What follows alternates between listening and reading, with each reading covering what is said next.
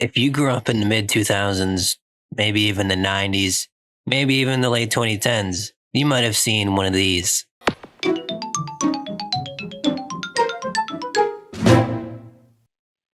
And what is it?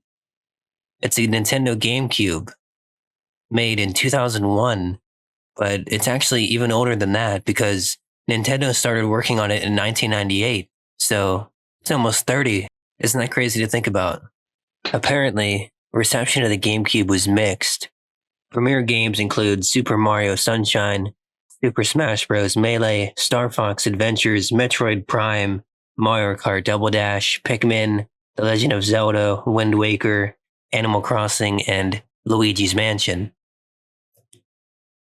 Now, I've got to tell you from personal experience, this thing was such a vibe, man. It was unbelievable.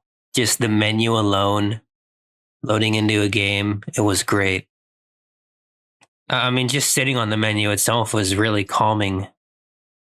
Apparently, it only sold 21 million units, which was far fewer than anticipated, and the GameCube was discontinued in 2007 to make room for the Wii. Now, I don't really want to make this about the Wii, but the Wii, I could understand why people might have had a bit more problems with that, with the fucking bar you had to set up and everything, like the whole different control scheme. I don't want to talk about that, okay? I had both the GameCube and the Wii, though, and I mean, I will tell you one completely awesome feature, and that was the backwards compatibility, okay? That was one thing that made the Wii almost entirely worth having, was the backwards compatibility. If you had a GameCube disc and you bought a Wii, you could move those over to the Wii and play them on the Wii, which was insane, dude. Especially at the time. At the time, that was just insane because I'd never even heard of backwards compatibility before, and that like it was just a thing and happened. I don't even know how I found out about it, but I did. And when I did, it was, oh man. And of course, this is back in the days when co-op and split screen were still a thing. You could hook up 4 different controllers and have a blast. Nowadays, nobody really goes over to other people's houses anymore and like physically do shit. It's all online. It's all multi, like there's no co-op. You know what I mean? I don't remember, like it's been at least maybe 5 or 10 years since I've even heard the term co-op. Okay. It's a dying breed, It's sad to think about. It's funny actually because I've heard plenty of stories about people just running the fucking GameCube because they forgot that they didn't have the memory card inserted or whatever, and they just had to keep the fucking thing on the entire time and never shut it down just to play the game, because if they shut it off, that'd be it. They'd have to restart entirely because they didn't have the card inserted, right? So, and hey, those experiences, those are the ones you remember. It's always the things that stand out that you remember. So that shit, having to grind all night to get to that one point, that's what you remember. Anyway, there were a ton of GameCube games. Luigi's Mansion was one of my favorites. I never actually really played it much as a kid. That was more from other family members. It scared me too much as a kid. I know, it's not really that scary to begin with, but I mean, I was a kid, right? Anyway, there were a lot more on the list that I didn't mention.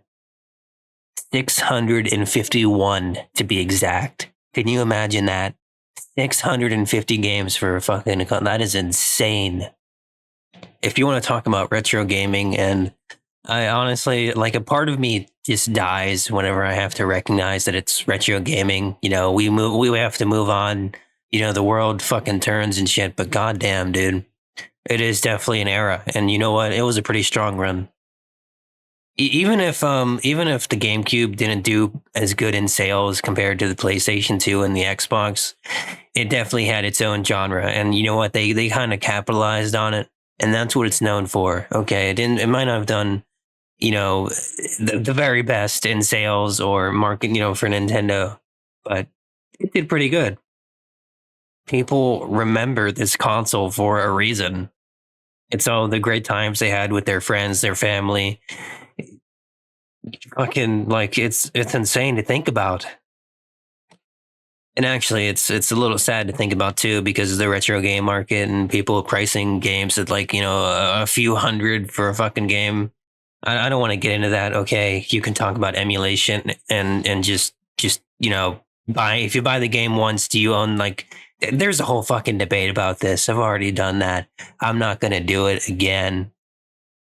But for the sake of this video here, this point here, I will say that it's understandable why these games are priced a little bit higher than what they should be. Should they be priced at that high fucking point like that? No, they shouldn't. But oh well. I will tell you one of the strongest features about this thing.